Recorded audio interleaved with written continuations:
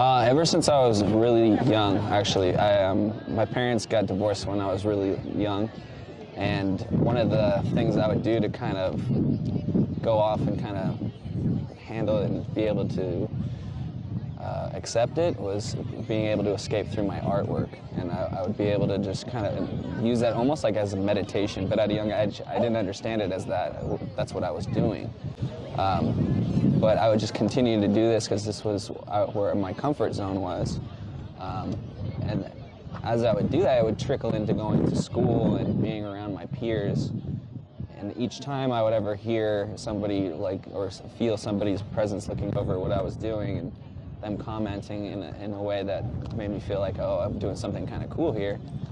That was like a feeling that I would always remind myself of. But there was all this other pain that I was dealing with that divorce, and then growing up as a teen and trying to find my place where I fit in with people, because I was into sports, but I was more into individual kind of things and doing my own thing. So like skateboarding kind of took over because I was able to go off and be my own coach.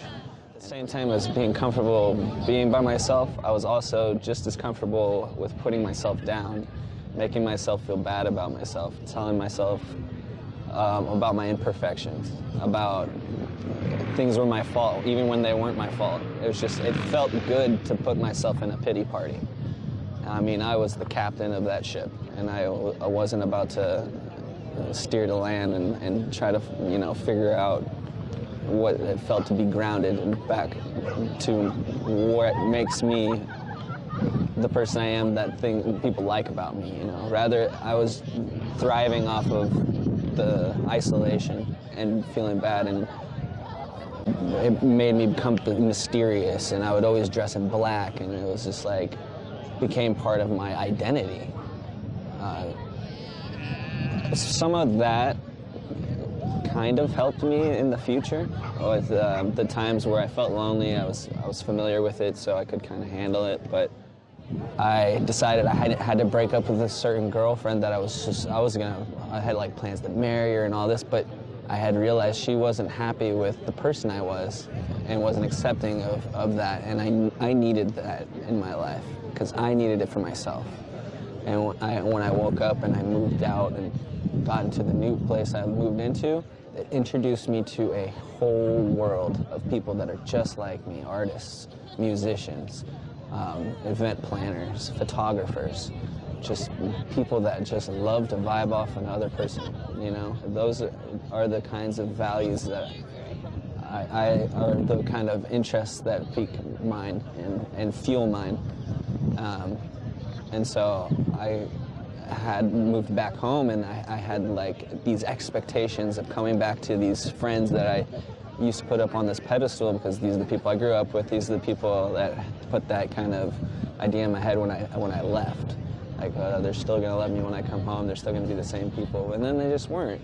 And it was very discouraging. It was very hurtful and a big letdown and hard for me to accept. And that's what was that tipping point. It was like, oh, there's so much that I've been through, and there's this now. I can't even come back to like my own family, Because it started to build up, and it got to a really dark place.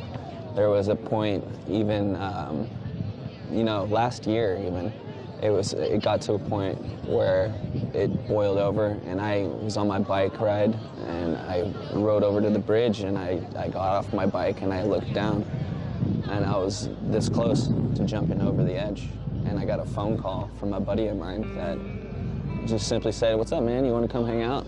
I was just thinking about you." And like that phone call, I tell him to this day, like that phone call probably saved my life.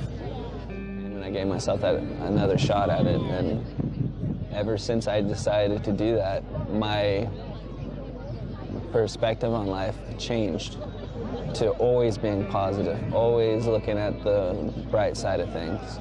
There's grass always greener on the other side. That just always is at the forefront of my day. Like, if I woke up tomorrow, if I woke up today, like, these are things to value and appreciate, just that by itself, because like, bottom line, where I was fortunate enough to grow up and be here from, I mean, it's stupid.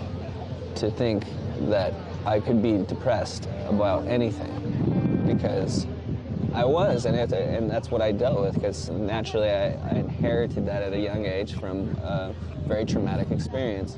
But I also developed the brain capacity to know that that wasn't the end.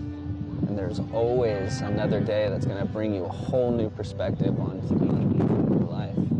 And there's also a universe that lives within me that there's only a few times in my life that I'll get a chance to make contact with. And when I do, I recognize that and I pay attention, because the universe always provides me with these hidden messages, and you can call it something besides the universe, but there are messages that are sent to you, and if you pay close attention to them and you take those directional pivot points, it really leads to amazing opportunities. And I couldn't be happier today. I'm full of life, full of love, full of this knowledge of suffering, but not giving up on it, even when it's, literally just a railing away to just hop over.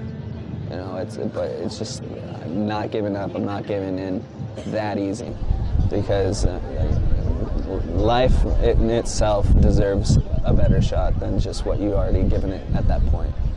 Because there's so many things in this life that are so beautiful.